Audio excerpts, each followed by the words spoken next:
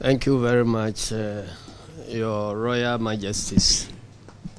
On behalf of the President of the Republic and on behalf of the National Democratic Congress, I want to welcome you to our headquarters and to express our sincerest appreciation for this singular act of yours to consider coming to our humble offices and to commiserate with us in these difficult moments. We all know that what has happened is bigger than a party event. It is indeed a national tragedy,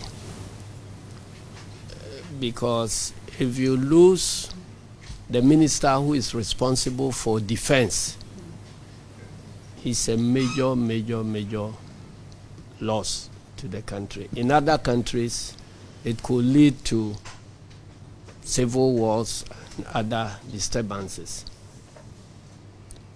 So we are happy that even though we are in these difficulties, the nation is rallying around the president so that we could find solutions to the emerging difficulties. In times like this, according to our Ghanaian tradition, one of the important things is for us to sit as a family and try to review what has happened and to find out what has gone wrong. So this is a time for reflection over our lives as a country, Ghana, and to see how we can make things better. And as traditional leaders, let me share my few thoughts with you. We know that even before the advent of colonization and the coming into this land of the white man, we had our culture, we had our religion. Part of our culture gives regulations as to how our environment ought to be protected. In Ghana here, I know on Tuesdays you don't go to sea. This is not contained in any law, but it is a tradition that has been handed over the centuries, and it has been respected. When you go to our forest regions, there are places which are traditional forest reserves. Before the white man came, nobody dared to enter any traditional forest reserve because of the fear of some consequences. Our water bodies were no-go areas on certain times and certain periods and under certain conditions. What has happened? We adopted the white man's system of government and adopted the white man's religion. Even in adopting the white man's system of government, our constitution has recognized that this country is a secular state where everybody is free to practice their beliefs and religions.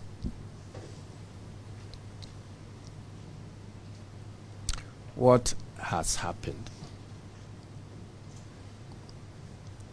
During our earlier days, Osajifo Dr. Kwame Nkrumah recognized this. And there was a state linguist. And at every state event, there is pouring of libation. Even as there will be Muslim prayers, will be Christian prayers, we never forgot about our traditional prayers. It happened up to a point during Professor Atamel's time. And the recollection is very vivid in my mind that even when the revolution came, and everybody knew President Rawlings to have some foreign blood in him, he was more particular about observing our customs and our practices. And so at every state function, he made sure that the gods and spirits of the land were honored. Today, we have allowed the imported religions to take over our country, as if we have no tradition, we have no roots. But nobody knows which of the various religions will lead us where. As I sit here, I'm a Christian, I'm a Presbyterian. But the laws of the land does not say that Ghana is exclusively a Christian country. The laws do not say that Ghana is exclusively a Muslim country. What our constitution provides for is that Ghana is a secular state where everybody is free to practice their religions and their culture.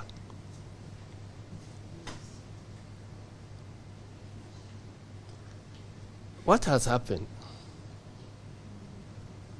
Such that now, as a state, we are moving towards honoring our foreign religions to the exclusion of our traditional religion. So I'm urging the chiefs and the Wulamos, even as we find answers in foreign religions, you've all heard about various prophecies, some of them claiming to play the role of God.